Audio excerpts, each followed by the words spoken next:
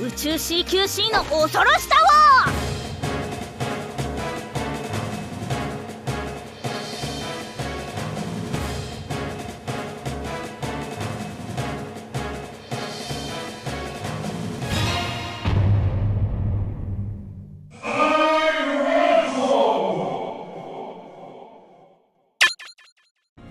Welcome to the Weekly Dairantou.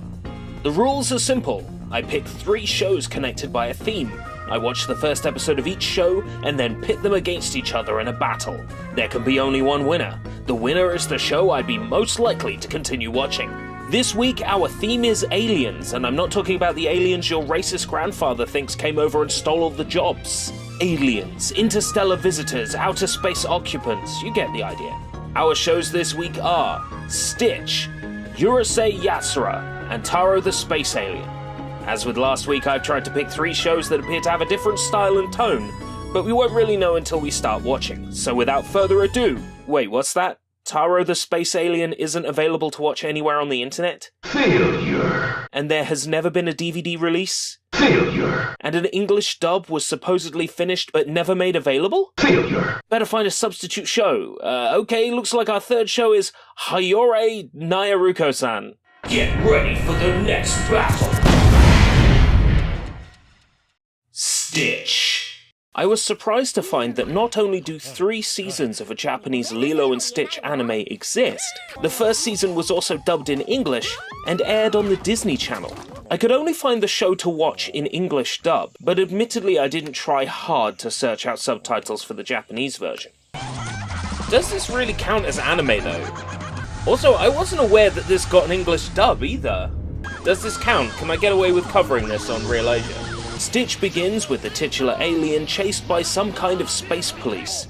Stitch is on a rampage because the girl from the movies, Lilo, now has a boyfriend and doesn't pay attention to Stitch anymore. I'd feel dejected too if I was a blue space alien and my best friend snubbed me for some other guy. Motherfucker! I'm starting to regret my life choices. The chase culminates in Stitch and antagonist Jumper getting dragged into a black hole. At least, I think he's the antagonist. Oh, this big black hole could suck us into anime world! Meet cute anime girl! Oh no, we have been teleported to hentai universe! Black hole leads Stitch back to Earth, where we meet new girl Yuna Kamihara. Her daddy is out of town doing something fairly important, but we're not told what it is. He's probably a soldier. She lives with her grandma, and has aspirations to become a karate champion. She inherited her grandfather's dojo, and every once in a while helps train the Alaskan Scouts. Stitch wakes up, gets hungry, and begins to consume everything both living and dead.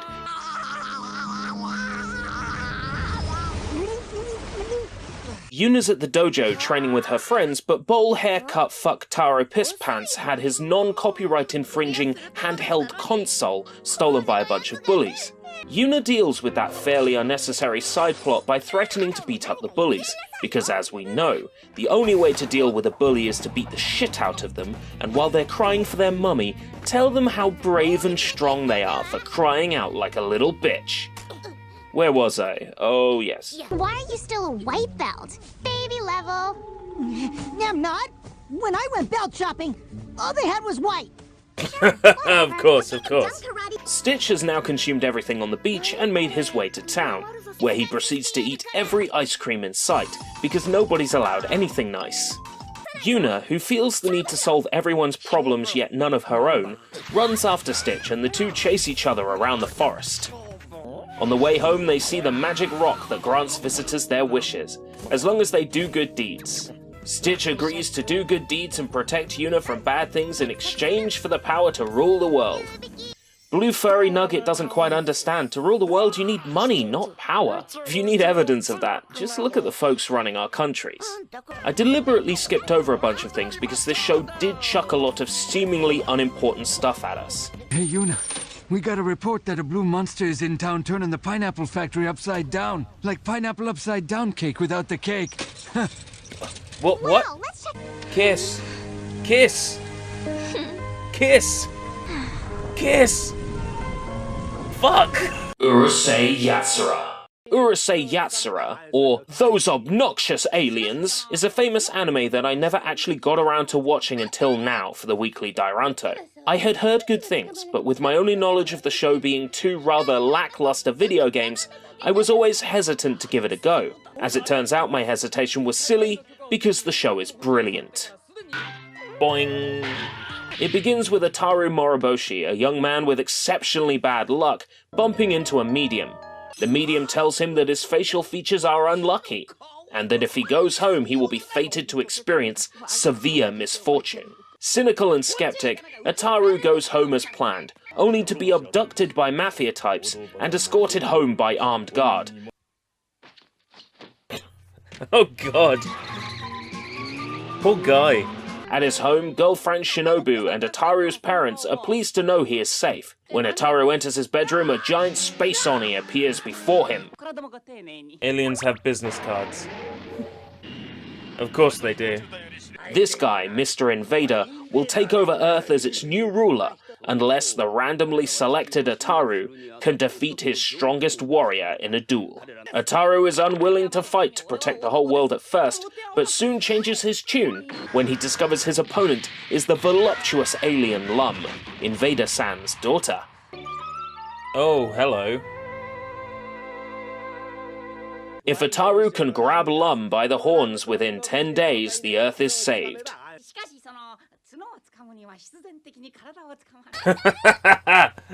Ataru attempts to catch Lum several times, each ending in failure. Before the last day, Shinobu proposes to Ataru. This drives Ataru to defeat Lum.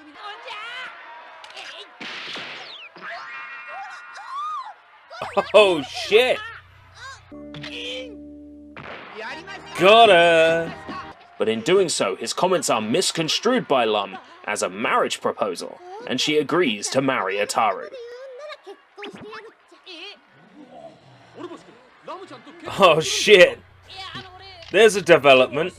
The episode contains a second story as well, where Ataru manages to get in debt to an alien taxi company, and unless he provides them with money equal to the worth of the Earth's entire oil reserves, the taxi company will wage war on Earth.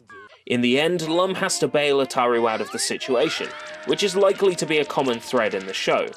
As much as he's not happy about it, Ataru must realize that Lum is here to stay, for better or worse, in sickness and in health, for as long as they both shall live. You know, they're right, what they say. They don't make them like they used to. Hayore Nyaruko. Nyaruko-san. Okay. Hayore Nyaruko-san.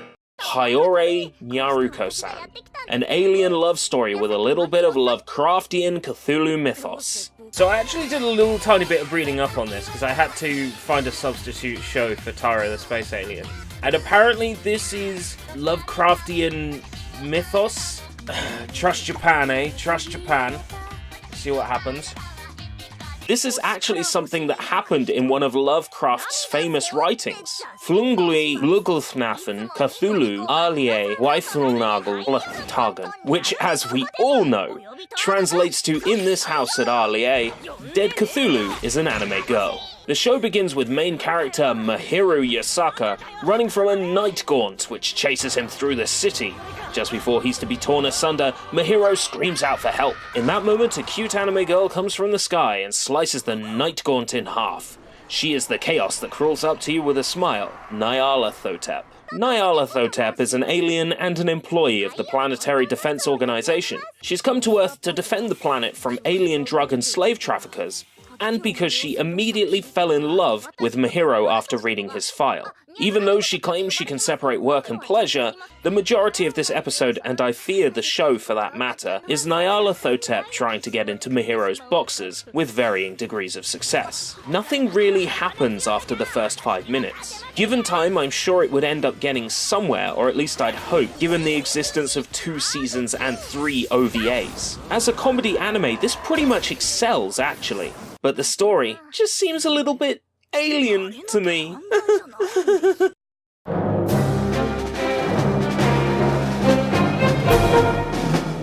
Battle Royale! 3 3 shows about aliens, but only one interplanetary explorer can win, so let's get down to it. I think off the bat, Stitch is, how nicely can I put this, just a little bit too childish for me. This is coming from the guy who pretty much exclusively watches Pop on Freeview and basically no other channels. I think Stitch has some really good use of colour, some lovely animation, and it really has that Disney feel, which is pretty hard to emulate. But if someone told me that Stitch was a cartoon and wasn't of Japanese origin, I would absolutely believe them. Besides the character names being Japanese, there's nothing that screams anime here. I honestly thought it was Stitch's original voice actor reprising the role, but no, it's an impressive sound-alike in the form of Benjamin Diskin. Not bad for one of the kids in Kindergarten Cop. It's true, look it up. From what I gather based on the sources I've read, the English dub of Stitch flopped tremendously. I can see why. It feels like any other Disney Channel animated show, and I'm sure a lot of the viewers were probably sad to see Lilo snubbed for a new main character. Given the right circumstances, Stitch might be a rather enjoyable show to watch. I'm just not sure what those circumstances would be. Urusei Yatsura is every bit as awesome as I've been led to believe.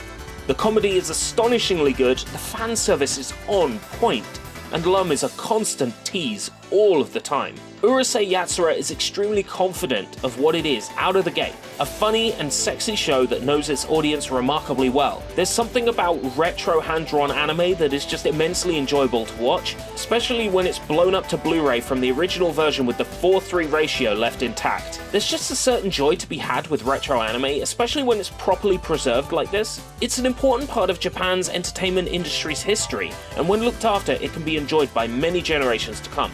Our substitute show, Hayore Nyaruko-san, is an oddball of a show. The animation is pretty good, the voiceover is great, and most importantly, the humour is on the same level as a really funny show like Gintama or Psyche K. But unlike those shows, and to Nyaruko-san's detriment, this show doesn't have a good story or brilliant characters to back it up.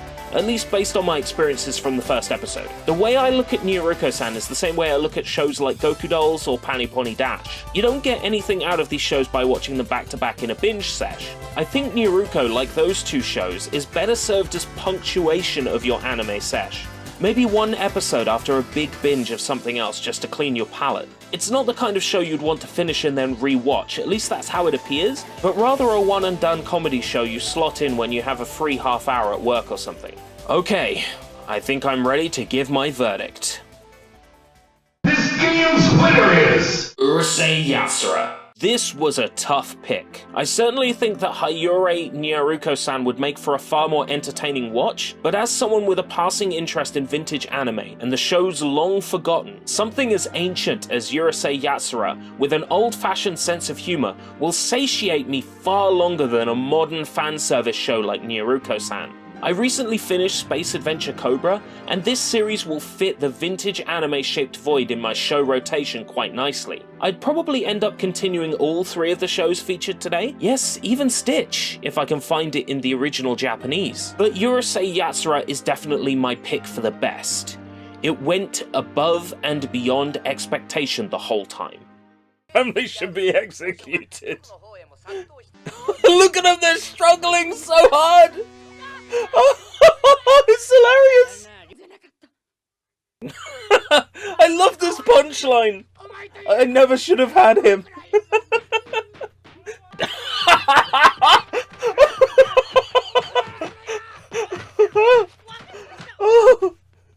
Wow, just a good sense of humor on this one. Just a really good sense of humor.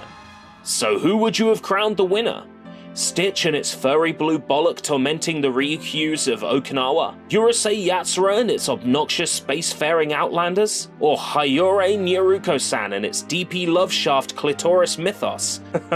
Oh, that's a good one. Remember to cast your vote in the cards and share your choice down in the comments below. This has been ReelAsia. You've been watching the Weekly Dairantou, and I'll see you next time.